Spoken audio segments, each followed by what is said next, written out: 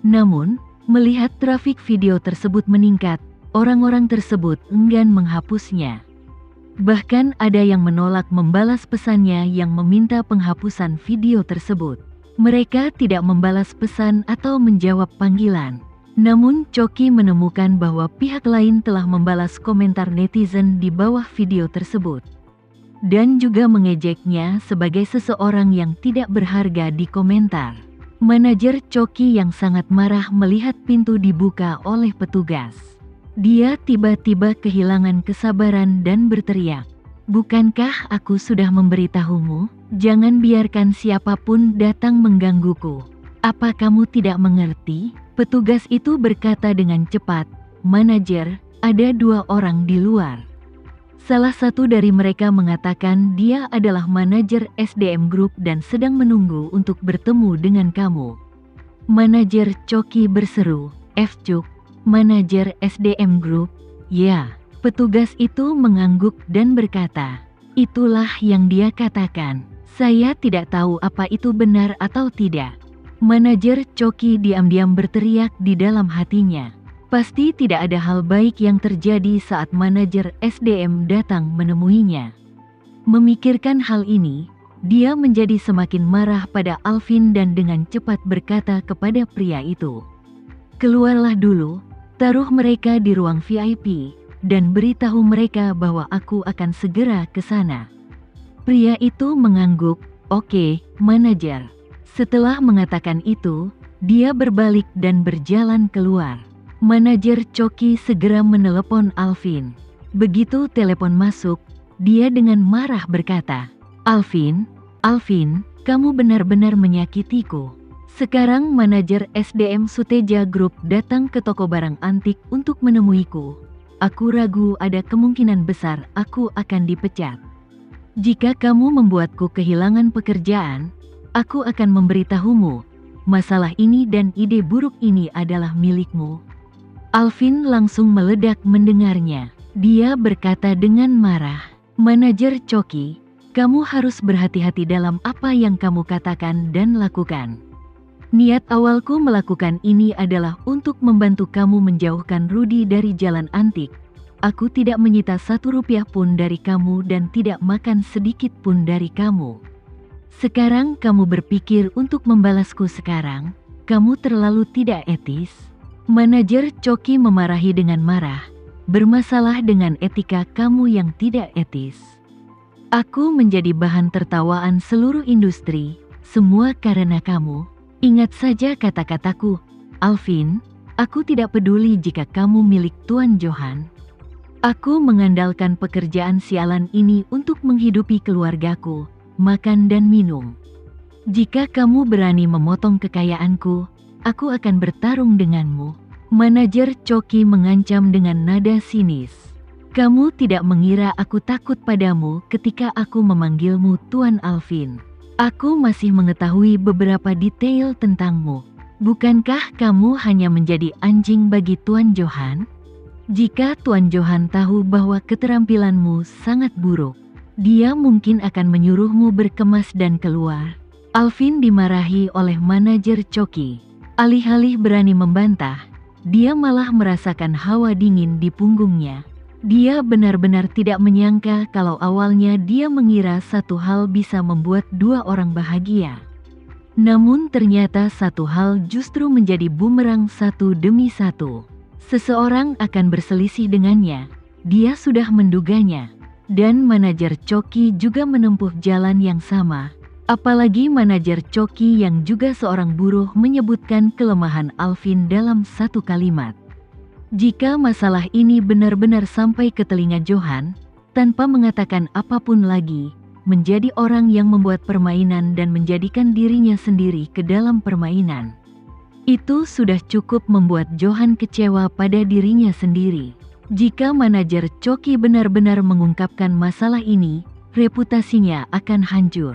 Memikirkan hal ini, dia segera meminta maaf dan berkata sambil tersenyum, "Choki, jangan khawatir, lebih baik tunggu sampai kamu bertemu dengan manajer HR-mu.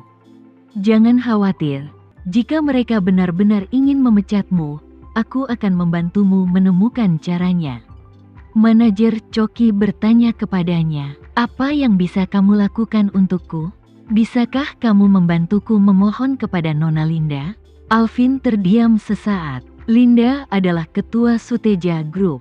Baik dalam kekuatan pribadi dan status sosial, dia jauh di atas Johan. Bahkan Johan mungkin tidak bisa berbicara di depan Nona Linda, apalagi dirinya sendiri. Alvin yang selama ini pintar berada di ambang kehancuran.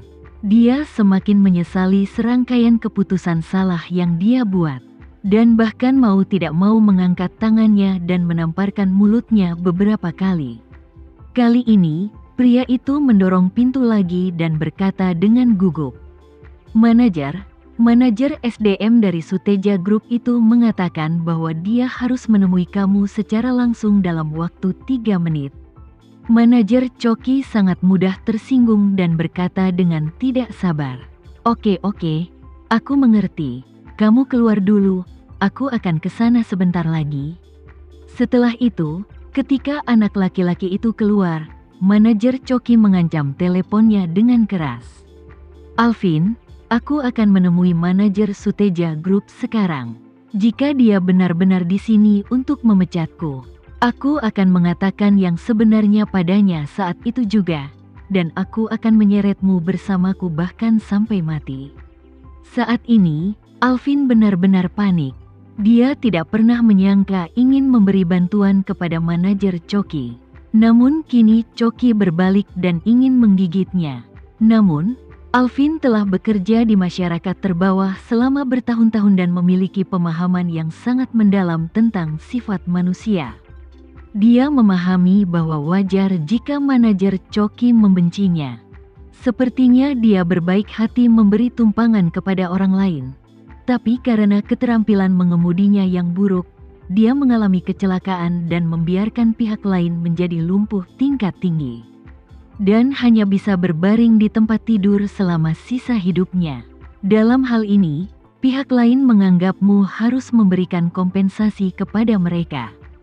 Kamu tidak bisa pergi ke ranjang rumah sakit, mengarahkan hidungmu ke arahnya dan memarahinya, hanya untuk membalas kebaikannya.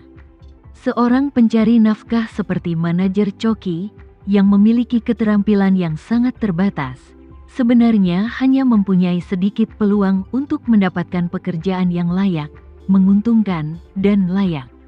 Dan juga bisa menjadi pejabat perbatasan tanpa ada yang peduli atau bertanya.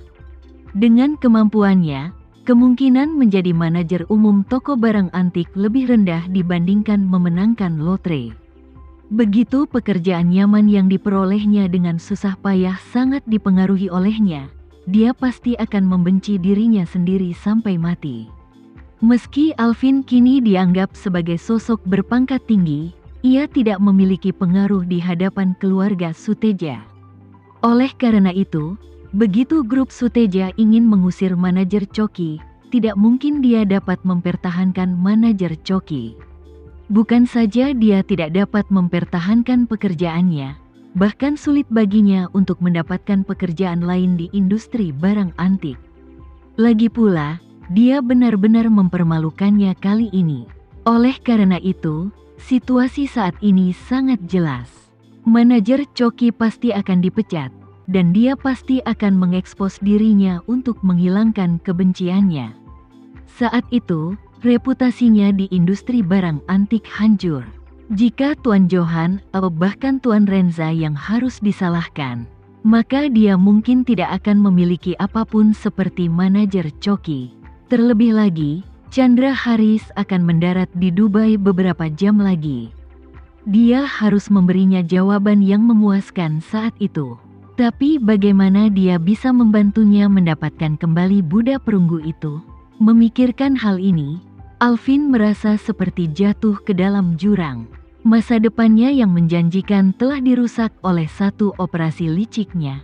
Saat dia tidak tahu harus berbuat apa, telepon tiba-tiba berdering. Peneleponnya ternyata adalah Master Cheng, penipu profesional. Dia sangat marah sehingga dia menjawab telepon dan mengutuk. Cheng, kamu masih berani meneleponku? Kamu telah merugikanku. Tahukah kamu, Master Cheng juga khawatir dan berkata, "Alvin, Buddha perunggu yang saya jual kepada Tuan Murong kemarin adalah yang salah.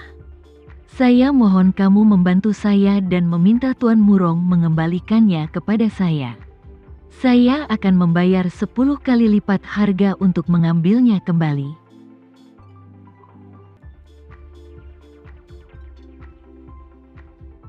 Sekian dulu ya video kali ini, kita lanjutkan lagi videonya di lain waktu. Oh iya, bagaimana menurut kalian? Semoga bisa sedikit menghibur kalian semua. Untuk teman-teman yang baru nonton, jangan lupa subscribe ya, hehehe. Dan kalau teman-teman ada yang ingin gabung langganan, bisa langsung gabung saja untuk dapat fitur yang menarik dan sedikit membantu Mimin. Terima kasih banyak sudah menonton, sampai jumpa lagi, bye.